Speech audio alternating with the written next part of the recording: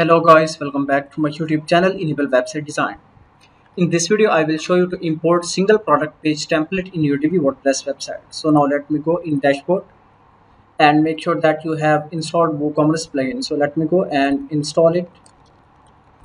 So this is the free plugin that can activate e-commerce functionality in your WordPress website. So now let me go here and install this plugin. To add template for single product page, you need to go in Divi, then theme builder.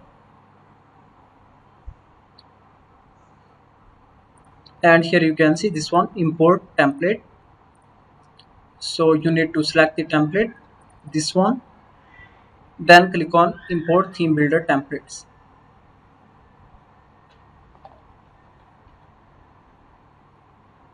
And after a few seconds our template will be imported.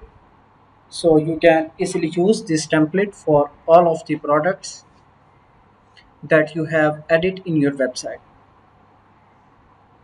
Okay, that's great. So this one is shop, then click on save changes. And now view page on the front side. So here you can see product template is added.